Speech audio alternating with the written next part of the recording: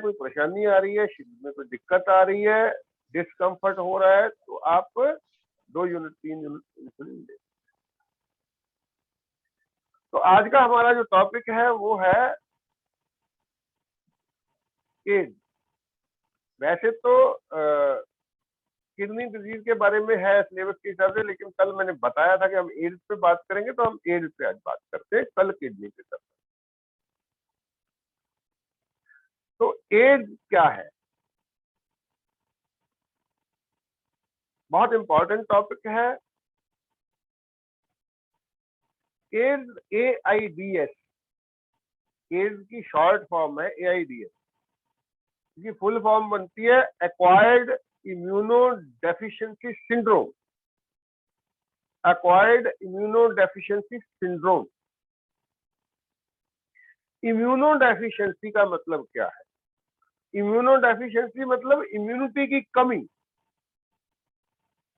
तो बीमारी का नाम भी इसी तरह से रखा गया है कि जब हमारे शरीर में इम्यूनिटी की कमी आ जाती है, हमारी इम्यूनिटी इतनी ज्यादा कमजोर हो जाती है, हम अपने शरीर पे लगातार जुल्म करते हैं, दवाएं खा रहे हैं, लगातार इधर उधर की चीजें खा रहे हैं, खाना अच्छा नहीं खा रहे हैं, तो एक स्टेज ऐसी आ जाती है जब हमारी बॉडी, हमारी इम्यूनिटी बहुत लो हो जाती है। बीमारियों से लड़ने की जो हमारी शक्ति है, प्रतिरोधक, रोग प्रतिरोधक क्षमता बोला जाता है, वो इतनी ज्यादा कमजोर हो जाती है कि हमारा शरीर किसी भी बीमारी से लड़ नहीं। तो उस बीमारी को एड्स बोला जाता है। उस बीमारी में ऐसा समझा जाता है कि मौत निश्चित है, क्योंकि छोटी सी बीमारी भी ठीक नहीं हो पाती। आमतौर पे आप कुछ भी नहीं करेंगे, आपका लूज मोशन 2 दिन में बंद हो जाता है, 3 दिन में बंद हो जाता है। लेकिन 15-15, 20-20 दिन एड्स का जो पेशेंट है उसका लूज मोशन ही बंद होता है। जुकाम सिंपल होता है, खांसी होती है तो बहुत लंबी चलती है, क्योंकि इम्यूनिटी काम ही नहीं कर रही। तो पेशेंट बहुत सारी बीमारियों से घिर जाता है, उसके बाद उसकी मौत हो जाती है। लेकिन हमारा जो डिस्कस करने का जो मामला है वो यह है कि इस बीमारी को एक वायरस से जोड़ा गया है, जो कॉन्स्पिरेसी है। जैसे डॉक्टर विश्वरूप जी की किताब है HIV AIDS, the greatest lie of 21st century, 21वीं सदी का सबसे महान झूठ।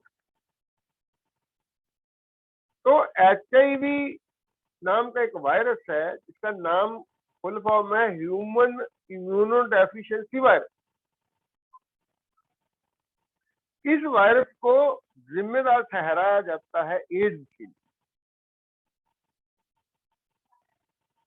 जबकि डॉक्टर विश्वरूप राय चौधरी जी का ये दावा है कि अब तक एक भी ऐसा साइंटिफिक एविडेंस नहीं मिलता है जिससे ये पता चले कि HIV कभी इंसान के शरीर में पाया गया या नहीं। एक भी एविडेंस।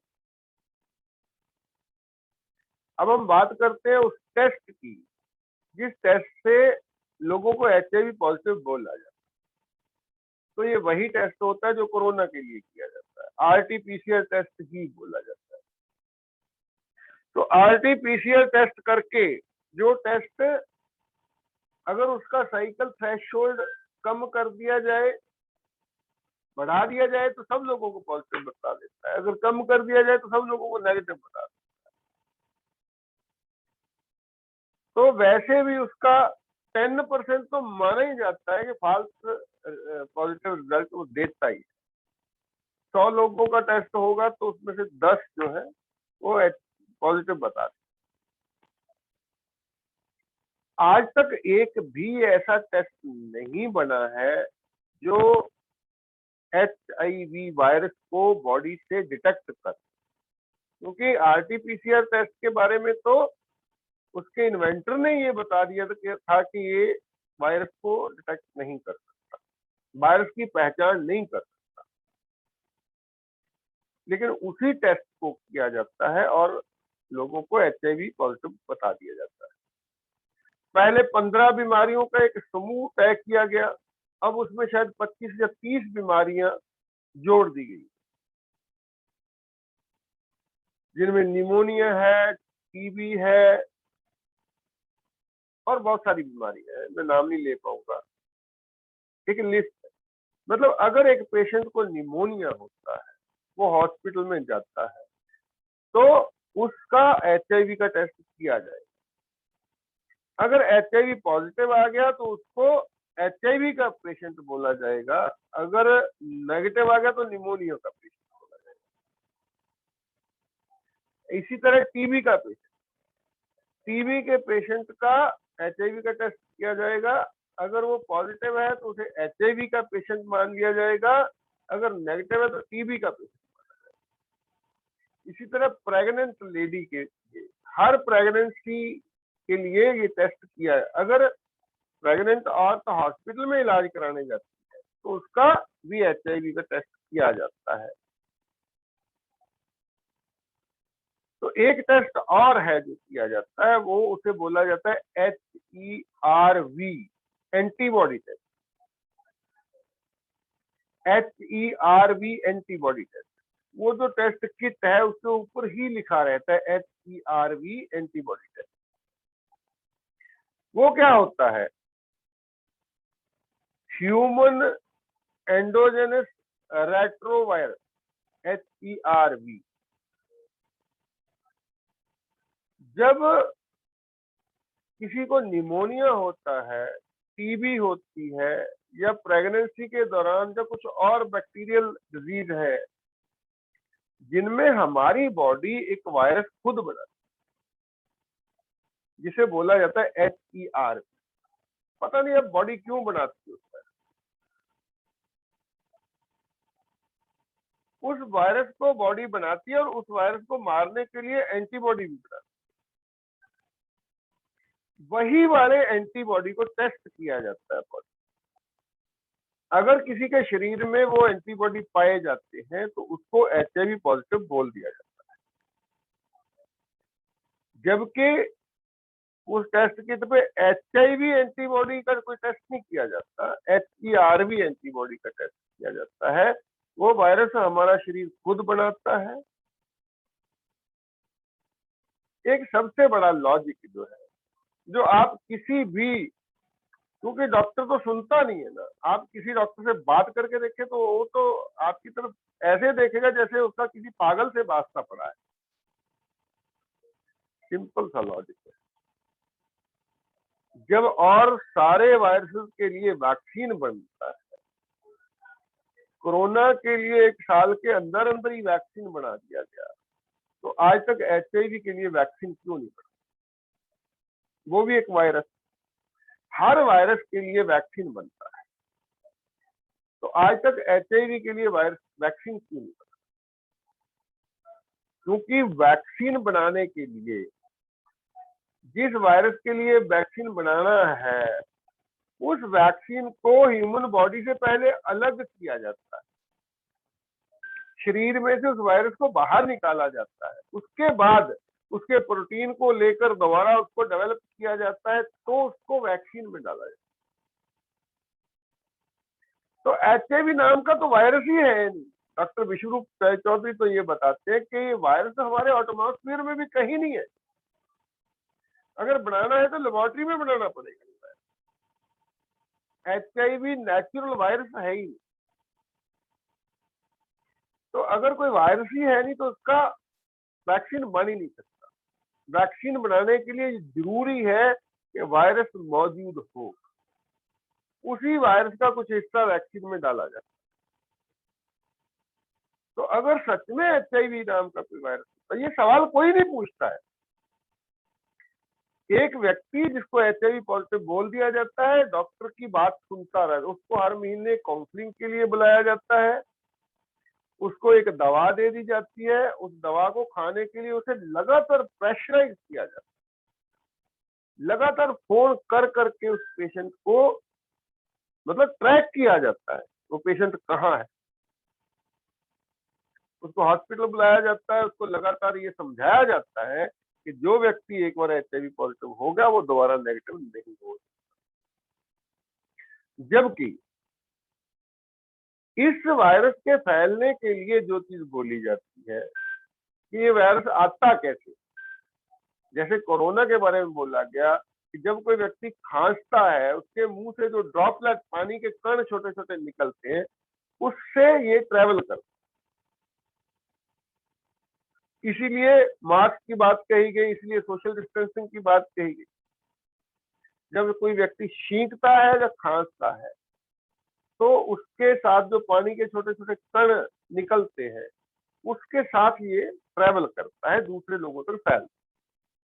तो HIV के बारे में बोला जाता है कि ये जब आप कोई व्यक्ति कोई औरत किसी मर्द के साथ असुरक्षित यौन संबंध रखती है, अनप्रोटेक्टिव सेक्स जब किया जाता है तो ये फैलता है, तो ये एक आदमी से दूसरे में ट्रांसमिट हो जाता है। या फिर एक व्यक्ति जो इन्फेक्टेड है, HIV पॉजिटिव है, उसका ब्लड अगर निकाल के किसी दूसरे व्यक्ति के ब्लड में डाला जाता है तो वो दूसरा व्यक्ति भी इन्फेक्ट हो जाता है। ये खांसने से नहीं होता, ये छींकने से नहीं होता, ये हाथ मिलाने से नहीं होता। इसके बारे में तो आपने सुना ही होगा। एज के व्यक्ति के साथ आप खाना भी खा लेंगे तो आपको कोई दिक्कत नहीं है। केवल ब्लड के रास्ते या सेक्स करने से ये फैलता है। तो अब दूसरी बात ये बोली जाती है, जो व्यक्ति एक बार HIV पॉजिटिव हो गया वो नेगेटिव नहीं हो सकता, उसको एड्स होना निश्चित है और उसकी मौत निश्चित है। ये मेडिकल साइंस बोलती है। जबकि प्रैक्टिकली हमारे पास इस तरह के घटनाएं हैं, इस तरह के सबूत हैं। मैं एक घटना का जिक्र करना चाहता हूँ कि एक लेडी, ये अलग बात है कि हम एक्सपोज नहीं करते, लोगों के नामों को नहीं बताया जाता। मुझे फोन आता है कि लेडी का कि मैं सर 10 साल से HIV पॉजिटिव। मैंने उससे जानकारी लेनी चाहिए कैसे हुई, बोली मेरा हस्बैंड ड्राइवर था, वो पॉजिटिव, उससे मैं पॉजिटिव, उसकी मौत हो गई। उसके बाद मैंने दूसरी शादी, उस व्यक्ति को ये बता के कि मैं HIV पॉजिटिव, और हम कोई प्रोटेक्शन इस्तेमाल नहीं करते हैं और वो नेगेटिव है, मैं पॉजिटिव। 6-7 साल हमारी शादी को हो चुके हैं, लेकिन आज तक भी वो नेगेटिव है, मैं पॉजिटिव। तो ये बात तो रद्द हो गई कि ये सेक्स करने से फैलता है। दूसरी बात, अगर कोई माँ HIV पॉजिटिव है तो उसका होने वाला बच्चा भी HIV पॉजिटिव ही होगा, ये मेडिकल साइंस बोल रहा है।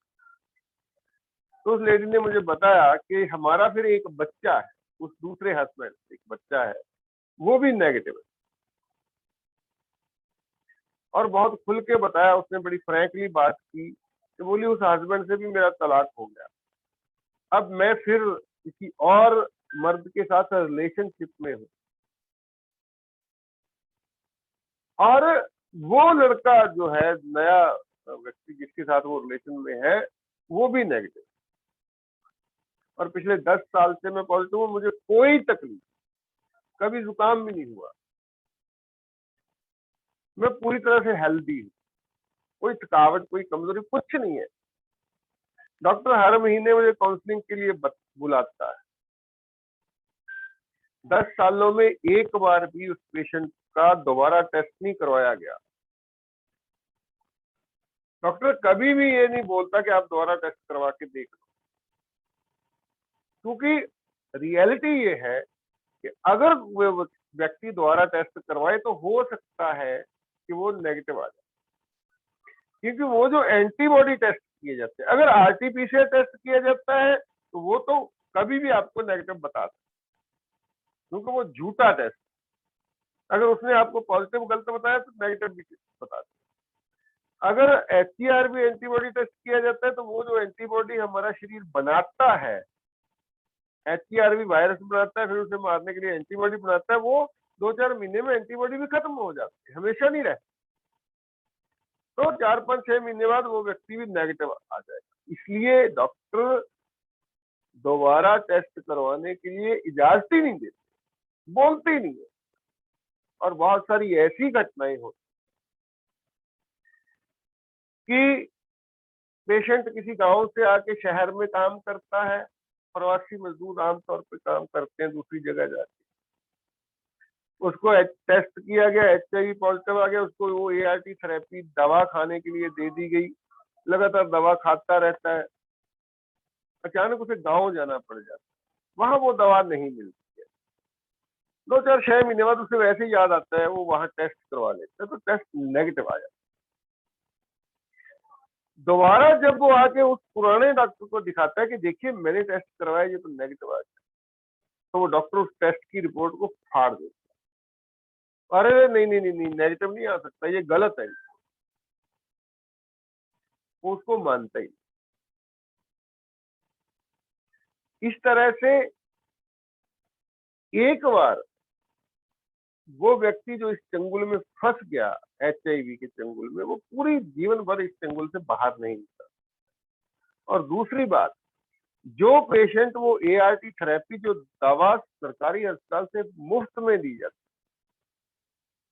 जितनी देर तक वो दवा खाता रहता है उतनी देर तक वो दोबारा कभी नेगेटिव नहीं हो सकता, बॉडी वो एंटीबॉडी बनाती रहे। वो दवा क्या है? वो दवा जिसे ART थेरेपी बोला जाता है, वो दवा पहले कैंसर की कीमोथेरेपी दवा के लिए उस पर ट्रायल चल रहा था, उस ट्रायल में वो फेल हो, उस दवा को बेचने के लिए ही HIV का खोज की। वो दवा जो कैंसर के लिए कीमोथेरेपी ड्रग थी, कीमोथेरेपी ड्रग का मतलब क्या होता है? इम्यूनिटी को लो कर।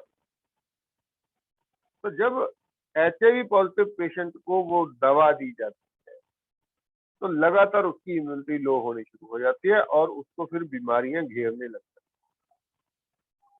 उस लेडी की मैं बात बता रहा था, 10 साल हो गए, वो बोली कई बार मेरे को डॉक्टर ने बोला कि दवा, बोली मैं हमेशा ये बोलती हूँ जब मुझे कोई तकलीफ ही नहीं, मैं दवा क्यों खाऊं, लेकिन इस बार डॉक्टर ने मुझे बोला कि तेरे को ये दवा खानी ही पड़े। तो मैंने उसे एक ही बात बोली थी कि मेरे से फोन किया है आपने, तो मैं आपको एक बात बताता हूँ कि जीवन अगर जिंदा रहना चाहते हो तो दवा मत खाओ। तो जब तक HIV का पेशेंट ART थेरेपी नहीं लेता है, वो दवा नहीं खाता है, तब तक उसे एड्स नहीं होती। एड्स की वजह वो दवा बनती है। जब वो दवा खाना शुरू करता है, उसकी इम्यूनिटी लगातार लो होती जाती है, उसके बाद अलग अलग बीमारियों से घेर लेती है, जिसे एड्स बोला जाता है। तो एड्स का मतलब कल मैंने जो बोला था वो क्या था?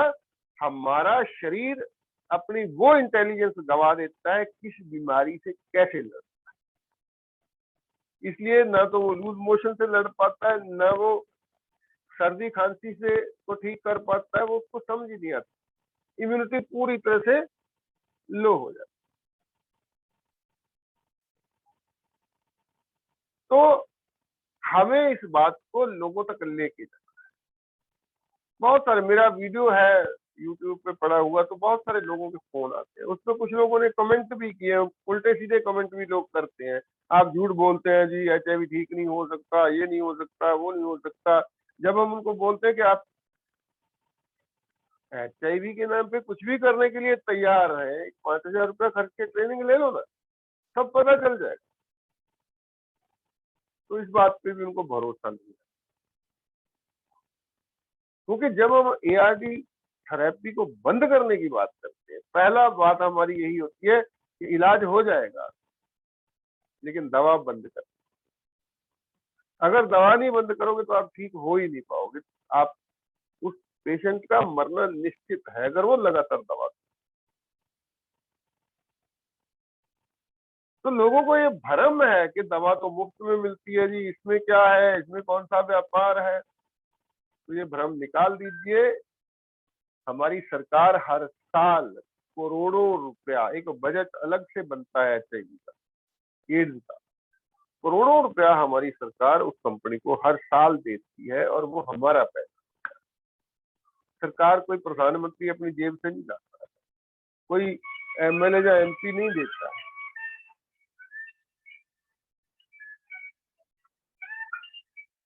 एक हाँ जी वीर जी, सत श्रीकाल। अब मैं सिंधे तेन 15-20 मिनट तक फोन करना, मेरी क्लास चल रही है। ठीक है, ठीक।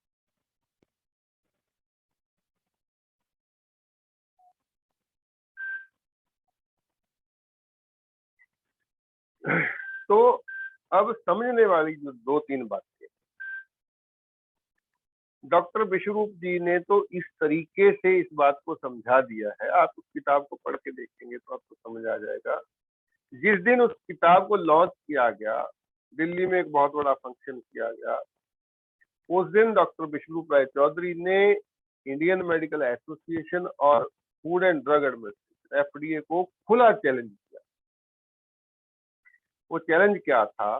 दुनिया में पहली बार किसी व्यक्ति ने ये चैलेंज किया, वो है डॉक्टर विश्वरूप। चैलेंज ये था कि आप अगर ये मानते कि ये एचआईवी ब्लड से फैलता है, तो आप एक आदमी लेके आइए, किसी व्यक्ति को लेके आइए जो आपके मुताबिक एचआईवी पॉजिटिव, उसका ब्लड निकालिए और मेरे अंदर इंजेक्ट कर।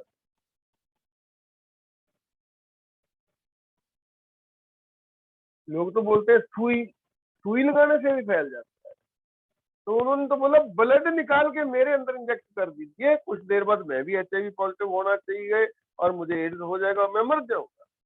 लेकिन मेरा दावा है मैं नहीं मरता। मुझे लगता है इससे बड़ा चैलेंज कोई नहीं होता, और इस बात को समझने के लिए इससे बड़ा कुछ नहीं। लेकिन ये दोनों संस्थाएं वहां नहीं आई। लेकिन डॉक्टर विश्वरूप को एक नोटिस मिला, कोर्ट का नोटिस। वो ये था कि ये जो आप करने जा रहे हैं, ये सुइसाइडल अटेम्प्ट है, आत्महत्या करने की कोशिश है, इसके लिए आपको जेल हो।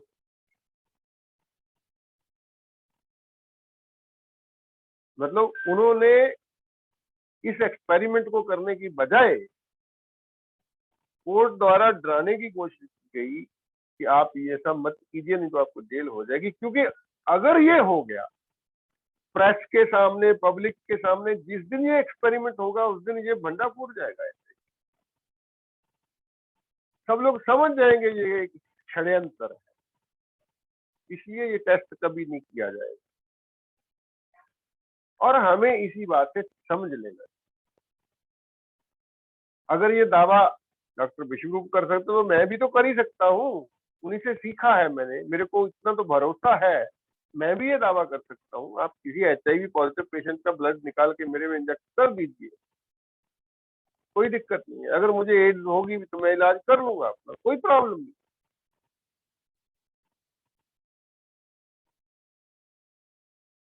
तो इसलिए 2-4 बेसिक चीजें जो है वो समझनी होंगी हमें। टाइम खत्म हो रहा है, आप दोबारा ज्वाइन कीजिए। बहुत लंबी चौड़ी चीज नहीं है, समझना हमें ये होगा कि इस षड्यंत्र को कैसे लोगों में नंगा किया जाए, बस इतना ही काम करने वाला है। कोई इलाज विलाज वाली कोई।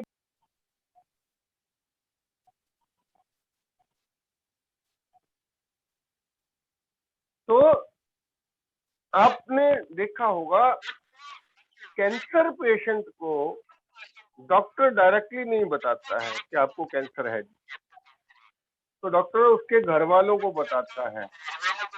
और कई बार तो लंबा समय तक घर वाले पेशेंट को बताते नहीं है कि तेरे को कैंसर है, काफी लंबा समय तक, ताकि पेशेंट डर ना जाए, पेशेंट घबरा ना जाए। पेशेंट डिप्रेशन में जा सकता है, पेशेंट चिंता में जा सकता है, और उससे उसकी इम्यूनिटी लो होगी, वो जल्दी मर सकता है, शॉक में जा सकता है। लेकिन एचआईवी के पेशेंट को डॉक्टर घर वालों को नहीं बताता है, पेशेंट को अलग ले जाके पेशेंट को चुपके से बताया जाता है। चुपके से बताने का मतलब क्या है, क्यों ऐसे बताया जाता है? ताकि जितनी ज्यादा लोगों में बात फैलेगी उतना उसका पर्दा खुलने की संभावना ज्यादा होती है, भंडाफोड़ होने की संभावना ज्यादा होती है।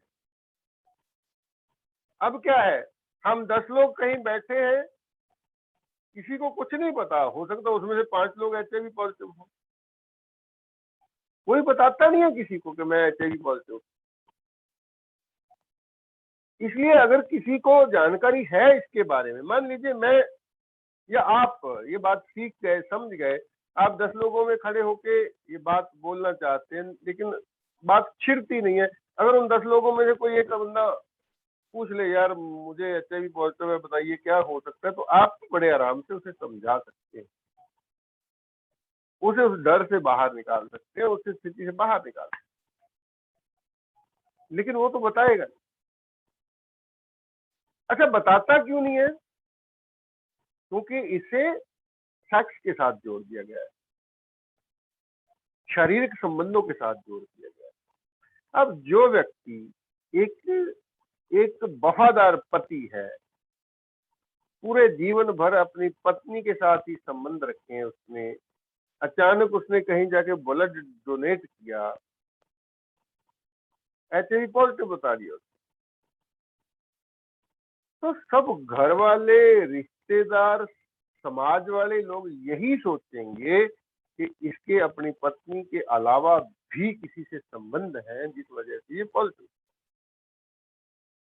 कोई ऐसे नहीं सोचेगा कि कभी गया होगा, डॉक्टर ने टीका लगाया, वो सिरिंज इन्फेक्टेड हो सकती है, किसी पहले एचआईवी पेशेंट को लगा होगा फिर इसने लगवा लिया, ऐसा कोई नहीं सोचता। सब लोग एक ही चीज सोचते हैं कि अच्छा एचआईवी पॉजिटिव है, कहाँ गया था, कहाँ से ले आया ये बीमारी। तो आमतौर पे ये चलता है कि वो जो हम सेक्स वर्कर्स बोलते हैं, जिन्हें वैश्याएं होती हैं, जो उनमें से ज्यादातर इन्फेक्टेड होती हैं। तो अच्छा ऐसी जगह जाता रहा है ये, इस वजह से कोई भी व्यक्ति खुल के किसी को बताता नहीं है कि मैं एचआईवी पॉजिटिव। तो ये डर लोगों के मन से निकालना बहुत जरूरी है, क्योंकि डरने से, केवल डर से ही इंसान आधा मर जाता है। बीमारी से मरे ना मरे वो अलग बात है, लेकिन जब डर जाता है इंसान, बीमारी से डरने लग जाता है, तो वो क्योर नहीं होता। तो जो 2-3 चीजें हमें इस बात को लेके समझनी होंगी, वो सिंपल सा लॉजिक, एक दूसरा लॉजिक बताता हूँ आपको। कोरोना के मामले में आपने देखा कि एक टेस्ट होता है जो एंटीबॉडी टेस्ट बोला जाता है। जो कोरोना के मामले में एंटीबॉडी टेस्ट किया गया, जब कोरोना का एंटीबॉडी टेस्ट किया जाता है, अगर एंटीबॉडी पॉजिटिव आता है, इसका मतलब कोरोना नेगेटिव है। अगर एंटीबॉडी पॉजिटिव है तो इसका मतलब कोरोना नेगेटिव है। एंटीबॉडी मतलब हथियार, कोरोना मतलब दुश्मन। जहां हथियार है वहां दुश्मन नहीं हो सकता। या तो वो दुश्मन आया, बॉडी ने हथियार बनाए, उसको मार दिया, बस इट। एंटीबॉडी पॉजिटिव है तो वायरस नेगेटिव होगा। लेकिन एचआईवी के मामले में वही मेडिकल साइंस अपनी बात को उल्टा कर देती है। एंटीबॉडी पॉजिटिव है तो आप एचआईवी पॉजिटिव। दोनों चीजें हो कैसे सकती है? किसी भी वायरस के अगर एंटीबॉडी, अगर वो बोलते नहीं जी यही एंटीबॉडी एचआईवी के होते हैं, तो अगर एंटीबॉडी पॉजिटिव है तो वायरस थोड़ी पॉजिटिव हो सकता है। जो बॉडी ने एंटीबॉडी बना ली, इसका मतलब वायरस को मार देगी, मार दिया होगा उसने। तो ये दो चीजें हम इतने स्ट्रांगली, ये दो एविडेंस, दो लॉजिक रख सकते हैं, किसी डॉक्टर के पास जवाब नहीं है। अब किसी से भी बात करते हैं, पहली कि अब तक वैक्सीन क्यों नहीं बना। दूसरी कि अगर एंटीबॉडी टेस्ट जो है, आरटीपीसीआर की तो छोड़ दीजिए, आरटीपीसीआर को आप रद्द कर सकते हैं। आरटीपीसीआर के साथ जो मैनुअल आता है, इंस्ट्रक्शन मैनुअल आता है, उसी के ऊपर लिखा हुआ है this test is not for diagnostic purpose. तो अगर एंटीबॉडी टेस्ट की बात की जाती है, एंटीबॉडी पॉजिटिव का मतलब होता है वायरस नहीं हो सकता। अगर बॉडी में एंटीबॉडी है तो वायरस नहीं हो सकता।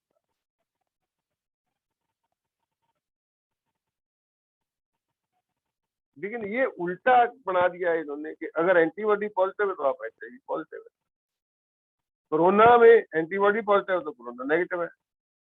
ये साइंस है? साइंस ऐसी थोड़ी होती है, साइंस ऐसे बदलती नहीं है स्टेटमेंट। साइंस तो ये बोलती है H2O is equal to water, 2 hydrogen 1 oxygen मिलेगी तो पानी बनेगा। ये इंडिया में भी बनेगा, पाकिस्तान में भी बनेगा, अमेरिका में भी बनेगा, कनाडा में भी बनेगा। ये रूल कहीं जाके बदलेगा नहीं। 2 जमा 2 4 ही होते हैं, वो कहीं भी चले जाओ। ऐसा नहीं है कि इस जब ये वाला हम कैलकुलेशन करेंगे तो 2 और 2 4 होंगे, जब ये वाली कैलकुलेशन करेंगे तो 2 और 2 5 होंगे। साइंस ऐसे नहीं हो सकता। तो अगर मेडिकल साइंस है तो कोरोना एंटीबॉडी पॉजिटिव है तो कोरोना नेगेटिव है, एचसीआर भी एंटीबॉडी पॉजिटिव है तो एचआईवी पॉजिटिव है, ये कैसे? तो हम लोगों को जवाब दे सकते हैं, लोगों को समझा सकते हैं। अब जब आपके पास कोई पेशेंट आता है तो पेशेंट ये पूछता है कि नेगेटिव मैं कितने समय में हूं, ये कोई बता नहीं, कोई भी नहीं बता, क्योंकि आपकी बॉडी ने कब वो एंटीबॉडी बनाए और कितने समय बाद वो एंटीबॉडी को खत्म करेगी, ये आपकी बॉडी जानती। तो इसलिए मैं तो पेशेंट को ये बोलता हूँ कि आप डीआईपी डाइट लेना शुरू कर दीजिए। अगर आपके बॉडी में सिम्टम है, अगर आपकी बॉडी में कोई तकलीफ है, वो तकलीफ आपकी दूर हो जाएगी। एआरटी थेरेपी बंद कर दीजिए, डीआईपी डाइट लेना शुरू कर दीजिए, आपकी तकलीफ खत्म हो जाएगी, आपको कुछ नहीं होगा। लेकिन टेस्ट आपको बार बार करवाना, 2 बार करवाइए, 3 बार करवाइए, 1 बार नेगेटिव आ जाएगा, कोई दिक्कत नहीं। वो आप महीने बाद करवा सकते हैं, 2 महीने बाद करवा सकते हैं, जब वो कोई नहीं बता सकता। ऐसी गारंटी नहीं दी जा सकती कि लो जी आप डीआईपी डाइट लो, 2 महीने बाद नेगेटिव हो जाओ। तो जब टेस्ट ही गलत है, वो आरटीपीसीआर टेस्ट है, वो दोबारा भी तो गलत पॉजिटिव बता देगा। अगर एंटीबॉडी टेस्ट कर रहे हैं तो भी किसी को नहीं पता आपकी बॉडी कब उस एंटीबॉडी को खत्म करे। तो इसलिए हमारी जिम्मेदारी ये ले सकते हैं, होगा कुछ, कोई सिम्टम है तो गायब हो जाएगी, तंदुरुस्त हो जाओगे, स्वस्थ हो जाओगे, भूल जाओ इस बात को कि एचआईवी पॉजिटिव हो जाता है। लेकिन कुछ लोगों के साथ और दिक्कत है, किसी ने फॉरेन जाना है तो बोलता है हमें जी एचआईवी नेगेटिव की रिपोर्ट चाहिए। तो रिपोर्ट चाहिए, वो तो वही एक तरीका है कि बिना लेबोरेटरी वाले को बताए, उसे बताइए मत कि मैं पहले पॉजिटिव। अलग अलग लेबोरेटरी से भले एक ही दिन में या हर दिन छोड़ के 5 7 10 बार टेस्ट करवाओगे तो उसमें से नेगेटिव आ जाएगा। जब ये गोलमाल ही टेस्ट का है, वायरस तो है ही नहीं, वायरस तो एग्जिस्ट ही नहीं करता। अगर एग्जिस्ट करता तो इसका वैक्सीन बन जाता। ये तो केवल एक रिपोर्ट है जो आपके ऊपर चिपका दी गई है, आपके माथे पे एक स्टिकर लगा दिया, आप एचआईवी पॉजिटिव।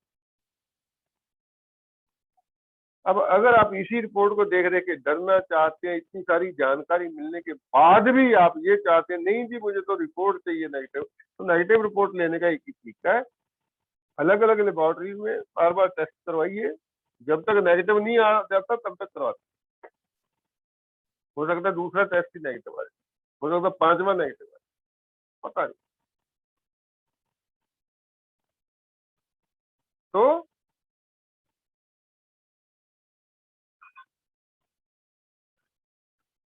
एड्स अलग चीज,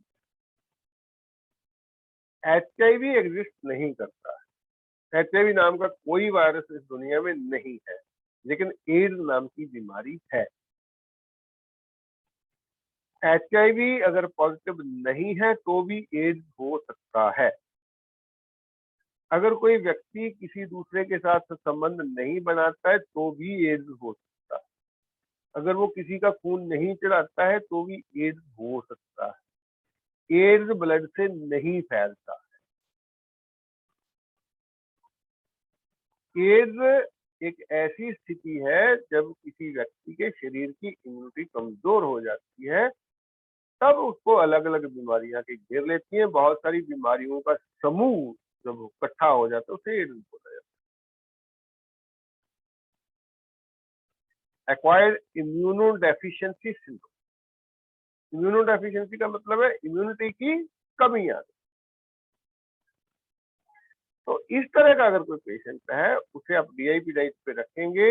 अगर गंभीर लक्षण, अगर कई सारी बीमारियां उसको हैं, तो आप उसे पहले 3 स्टेप डाइट दीजिए, चौथे दिन से आप सेकंड गियर पे ले आइए।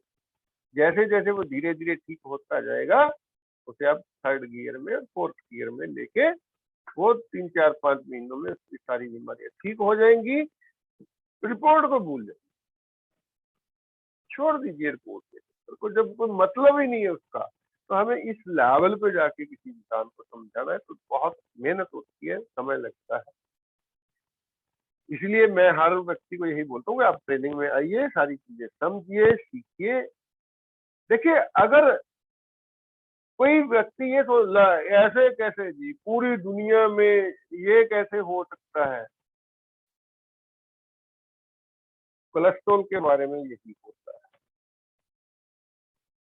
दवा की सेल करने के लिए कोलेस्ट्रॉल लेवल को नीचे नीचे नीचे लाया,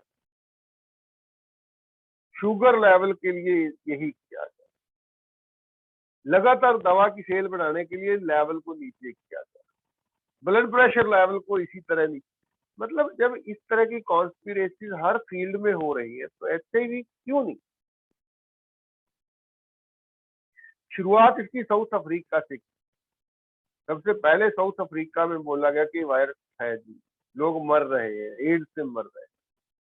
साउथ अफ्रीका के राष्ट्रपति ने खुल के ऐलान किया कि बिल्कुल गलत है, हमारे देश में कोई ऐसा वायरस नहीं है, हमारे देश में कोई ऐसी मौत नहीं हो रही। उस राष्ट्रपति का तख्ता पलट दिया गया, उसकी जगह पे ऐसा राष्ट्रपति बिठा दिया गया जो WHO की बात को फॉलो। उसके बाद पूरी दुनिया में HIV को फैला दिया गया, एक झूठा वायरस जिसका कोई अस्तित्व नहीं, उसको लोगों के मनों में बिठा दिया गया। आज हर अस्पताल में एक बड़ा सा बोर्ड आपको मिल जाएगा, ये मत कीजिए, कंडोम यूज कीजिए, ये कीजिए, वो कीजिए। मतलब बहुत बड़ा व्यापार। आप कल्पना नहीं कर सकते कि एड्स आने के बाद कंडोम का व्यापार कितना बड़ा। ART थेरेपी का तो जो व्यापार हो रहा है उसके सपोर्ट, जैसे कोरोना को लेकर वैक्सीन का व्यापार एक व्यापार है, लेकिन उसके साथ मास्क का व्यापार हुआ, वेंटिलेटर का व्यापार हुआ, PPE किट का व्यापार हुआ, कितने सारे और व्यापार। तो अब आपका कोई प्रश्न है, आप पूछ सकते हैं। सर, आज मैं कुछ बात करना चाहती हूँ। हाँ जी, हाँ जी। सर, जैसे कि नए लोग हैं, कुछ पुराने लोग भी होंगे, तो सभी जी। लोग जानते हैं कि मैं काफी पुरानी स्टूडेंट हूँ यहाँ पे आपकी ट्रेनिंग में। और मैं जो आज मैं बात करना जा रही हूँ, मैं बहुत शॉर्ट में करूंगी। और मैं सही समय का वेट कर रही थी कि मैं कब ये बात करूँ। तो आज मैं ये बताना चाहती हूँ कि 12 दिसंबर 2020 को एक नाइस एक्सपर्ट की मीटिंग थी, जूम मीटिंग। तो उसमें एक भाई का मैसेज आया था। उससे पहले 1 महीने पहले वो मीटिंग थी। तो उसमें चैट बॉक्स में एक भाई ने चैट बॉक्स में लिखा हुआ था, इस बीमारी का ट्रीटमेंट बताइए, मतलब एड्स का ट्रीटमेंट, HIV का ट्रीटमेंट बताइए। ठीक है, फिर मैंने अवॉइड कर दिया क्योंकि वो नई-नई मीटिंग थी, तो मैंने सोचा कैसे मैं इनसे बात करूँ। लेकिन फिर एक बोझ था, मेरे मन में बर्डन था कि ये मीटिंग कब होगी नेक्स्ट में, मैं जब भी नेक्स्ट मीटिंग होगी, तो मैं तुरंत से उनका नंबर माँग लूँगी। ठीक है, और उसके बाद फिर 1 महीने बाद लगभग वो मीटिंग हुई, 12 दिसंबर 2020 को, और मैंने उनसे नंबर लिया और फिर मैंने बात की अगले दिन और उसको गाइड किया। और तब से उस समय के पहले उनकी वाइफ के साथ एक मिसकैरेज हो गया था। 9 मंथ ही हुए थे, मतलब लास्ट टाइम पे कुछ ऐसी घटना घट गई थी। और उसके बाद से फिर 1-2 महीने जब हमने गाइड किया उनको ये सारी चीज़ों के बारे में, हमने बोला कि दवाई मत लो, ठीक है, उन्होंने सुना भी। और उसके बाद से सबसे अच्छी बात ये है कि उन्होंने दवाई को छोड़ दिया है, वो हेल्दी है और हम लोग आए दिन बात करते हैं, लेकिन हम भूल चुके हैं कि ये कोई बीमारी थी या कुछ था, कुछ भी नहीं, हम आम लोगों की तरह बात करते हैं। और अभी फ्राइडे को वो मतलब वो भाई भी हेल्दी है, स्वस्थ है, एकदम हेल्दी है और कोई तरह की कुछ भी प्रॉब्लम नहीं है और हम भूल चुके हैं हम। दूसरी चीज़ कोई टेस्ट नहीं है, कुछ भी नहीं कराया है और साथ में उसकी वाइफ को भी अच्छी है, वो भी अच्छा है। और गुड न्यूज़ की बात ये है कि एकदम नॉर्मल डिलीवरी फ्राइडे को अभी उनको एक नॉर्मल डिलीवरी हुई है और बेटा हुआ है शाम को। और वो भी बहुत अच्छा है, ठीक है, किसी तरह की कोई प्रॉब्लम नहीं है। तो मैं इस दिन का वेट कर रही थी कि ये चीज़ें सब होते-होते मुझे समय पता था कि ये आने वाला है और वो भाई भी हमारे बीच में जल्द ही आएँगे क्योंकि अभी वो फैमिली में बिज़ी है 2-3 दिन से। तो वो भाई भी हमारे बीच में जल्दी आएँगे, वो खुद अपने मुँह से सारी चीज़ों को बताएँगे कि क्या-क्या कैसे हुआ। पर हमारे पास टाइम कम था इसलिए मैंने शॉर्ट में ये चीज़ बता दी है। और वो भाई की ज़्यादा एज भी नहीं है, मुझसे छोटे होंगे और आपको पता है कि मेरी एज क्या है, तो 30-35 के बीच में ही होगी उसकी एज। जी, जी। शायद मैंने पूछा हो कभी तो मैं भूल गई हूँ। तो वो फैमिली मतलब इतनी खुश है, अच्छी है, किसी तरह की कोई प्रॉब्लम नहीं है। हाँ, उनके साथ-साथ अभी उनकी लाइफ में अभी इन कुछ महीनों में और एक उनके पापा भी पैरालाइज़ थे, वो खत्म हो गए, मम्मी के घर मम्मी की भी तबीयत ठीक नहीं रहती है और डीआईपी डाइट को वो मतलब उसी हिसाब से फ़ॉलो कर रहे हैं क्योंकि उनकी एक चीज़ और कि फाइनेंशियल कंडीशन उनको बहुत बड़ा जैसे ये डबल कर देंगे ना पैसे को, वो वाली कंपनी से वो बहुत बड़ा लॉस में थे, उस टाइम उन्होंने मुझे बताया था। तो ये मतलब टेंशन वाला माहौल चल रहा था, पैसे की तरफ से वो बहुत प्रॉब्लम थी, तो 50% 40% ऐसे ही ले पा रहे थे डाइट। लेकिन सबसे पॉज़िटिव बात ये है कि उन्होंने हमारी बात को माना और उस चीज़ को फ़ॉलो किया। डॉक्टर बीआरसी का नाम सुना था लेकिन इतनी जानकारी नहीं थी, तो आज सब चीज़ ठीक है। ये बहुत अच्छी बात जानने है जी। वाली बात है। ये बहुत आपने अच्छी बात है। एक पुण्य कमा लिया, बहुत अच्छा किया। सर मैं मैडम से एक क्वेश्चन पूछना चाहता हूँ। जी। जी। मैम ये जब उनकी डिलीवरी हुई तो प्रेगनेंसी बिफोर प्रेगनेंसी वो क्या डिलीवरी के पहले रिपोर्ट निकालते तो उसमें भी एचआईवी तो निकाला होगा ना उन्होंने? ये मैंने उनसे अभी पूछा नहीं है बट मेरे को गुड न्यूज़ मिली थी उसके बाद मैंने कुछ भी नहीं, मैं भी बिज़ी रहती हूँ तो ज़्यादा कुछ तो नहीं पूछा है, लेकिन हम उनसे पूछ लेंगे कि उन्होंने टेस्ट किया है कि नहीं है। ये चीज़ कभी भी हो सकती है, मैं आपको कल बता सकती हूँ। एज पर लॉ वो निकालते हैं इसलिए पूछ लेना हाँ, मैम। हाँ, और वो हाँ, आपका शुभ बाकी नाम क्या है मैम? नॉर्मल मैं रुचि बोल रही हूँ, मैं इंदौर में हूँ, एमपी। ठीक है मैम। हाँ, बट नॉर्मल हुआ है। पहले का जो उनका केस था वो एकदम लास्ट मोमेंट पे आके किसी कारण से बिगड़ गया था, लेकिन अभी सब चीज़ें नॉर्मली चलते आ रही थी और अभी फ्राइडे को सब कुछ नॉर्मल तो हुआ है। ये डॉक्टर मैम गोपाल जी, उसमें एक चीज है, अगर किसी बड़े हॉस्पिटल में गए होंगे तभी टेस्ट होता है जी, छोटे मोटे किसी क्लिनिक में डिलीवरी हुई होगी तो नहीं होता है। और वो लगातार हमारे संपर्क में थे, मेरी बहुत बातें होती है उससे और वो फॉलो करते हैं हर चीज को। हम बोलते हैं कि नहीं डॉक्टर ने ये बोला है बिल्कुल फॉलो मत करो, डॉक्टर ने अगर थोड़ी सी पे प्रॉब्लम आ रही है कहीं जा रहे हैं तो वो खुद भी पॉजिटिव माइंड के हैं, उसकी वाइफ भी अच्छा सोच रही है। ये प्लस पॉइंट है कि वो पॉजिटिव माइंड के हैं कि नहीं हमको तो नहीं जाना है ये सब फालतू चीज, अगर हम जाएंगे तो फंसेंगे। तो जी कहीं ना कहीं ये चीज भी है कि वो माइंड उनका जो है ना पॉजिटिव माइंड वो प्लस पॉइंट जी। बना है, इसीलिए वो आज स्वस्थ है। हमारे बीच में थैंक आएंगे यू, वो जब भी कभी। थैंक यू रुचि जी, बहुत धन्यवाद, आपने थैंक यू समय सर। निकाला। और थैंक यू मैम। और किसी का कोई प्रश्न है? सर ये लोग एचआईवी के बाद CD4 काउंट CD8 काउंट ये वगैरह सबका टेस्ट करवाते हैं, वायरल लोड करवाते हैं सब। कोई मतलब नहीं है जी उनका, कोई मतलब मेरा एक नहीं है। पेशेंट आप इधर हाँ जी बोलिए। जी मेरे एक पेशेंट को ऐसे ही बेचारे ने एलोपैथिक डॉक्टर ने कंफ्यूज कर दिया है CD4 और CD8 काउंट निकाल के। उसको उसको बोलिए आप सिंपल, सबसे पहली बात, क्या आपके शरीर में कोई प्रॉब्लम है? उसको सर शरीर में खाली इचिंग आता है, होल बॉडी में इचिंग हो रहा है।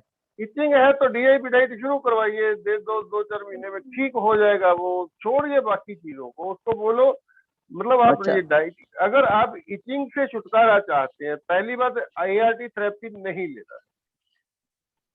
हाँ सर, दूसरी सर उसको कॉक्स है, टीबी है उसको। हाँ टीबी है तो भी ठीक हो जाएगी, डीआईपी डाइट से टीबी भी ठीक हो जाएगी। अच्छा अच्छा। नहीं, आपने जो बोला ना कि टीबी वालों को एचईआरवी वायरस होता है, तो ये कनेक्ट हो रहा है पूरा कि भाई टीबी है, उसकी वजह से ये पॉजिटिव आया हाँ, उसका रिपोर्ट। टीबी की वजह से पॉजिटिव आया होगा, पक्की बात है। और सर उसने एआरटी चालू नहीं की, मैंने उसको बोला आपसे मीटिंग होने के बाद, तो उसका CD4 पहले 81 था, वो विदाउट मेडिसिन 135 हो गया है एक ही मंथ में। उसको बोलिए कोई जरूरत नहीं है कुछ करवाने की, दवा नहीं खानी है, दो ही चीजें, डीआईपी डाइट लेनी है, एआरटी नहीं लेनी है, पूरी तरह से सब कुछ ठीक हो जाएगा। और अगर वो रिपोर्ट नेगेटिव चाहता है तो जैसे ही टीबी का इलाज हो जाएगा, टीबी ठीक हो जाएगी, उसके कुछ महीनों में रिपोर्ट भी नहीं। Okay sir, thank sir. अगर मेडिसिन चालू का तो कोई उसको इश्यू नहीं आएगा इन फ्यूचर का? वो लोग डायरेक्ट किडनी फेल हो जाएगी, ये फेल हो जाएगा, दिमाग काम करना, वैसे डराते हैं एलोपैथिक वाले। ना जी ना, एआरटी थेरेपी बंद करने से एक भी छोटा सा नुकसान भी नहीं हो सकता, क्योंकि वो तो उसने सर दवा चालू ही अपने, नहीं की हम। हाँ अपने आप में वो तो खतरनाक है। और कौन सी दवा बंद करने की बात करते उसने एआरटी चालू ही नहीं की, क्योंकि अब मेरी मीटिंग में तो मुझे दिखाने आता, मैंने मना कर दिया मत चालू कर दो। तो उसकी कॉक्स की दवाई चल रही है अभी, खाली नोट्स है हैं? हाँ उसको, नोट्स गले में, देखिए, नेक में। टीबी की दवा चल रही है तो आप हम्म। जैसे जैसे उसको रिलीफ मिल जाएगी, डीआईपी डाइट स्टार्ट करवाइए, जैसे जैसे रिलीफ मिलती जाएगी दवा को टेपर करते जाइए, कम कर दीजिए फिर बंद कर दीजिए। सर दवा, टीबी की दवा चालू करे उसको 10 महीना, 10.5 महीना हो गया है टीबी की। कितनी देर खानी होती है वो? जनरली जनरली 6 महीने से 8 महीना लेने की होती है। फिर क्यों खा रहा है वो? वो नोट्स जो होते हैं ना गले के, जो उसने गांठे जैसी, वो अभी पूरी डाइल्यूट नहीं हुई, वो पिघली नहीं है। वो दवा से थोड़ी पिघलेगी जी, बात तो समझो, इस बात को उसको समझाओ कि अगर आप अपने लाइफस्टाइल को ठीक करोगे तो ठीक होगा, दवा कहाँ ठीक करती है। सर उसको कौन सा डाइट देना है, DIP second gear, third gear? TV वाले को आप थर्ड गियर दे, ज्यादा बेहतर है, थर्ड गियर ही देना। Third gear. Okay sir, thank you. Okay जी, ओके, समय काफी हो गया है, अगर और किसी का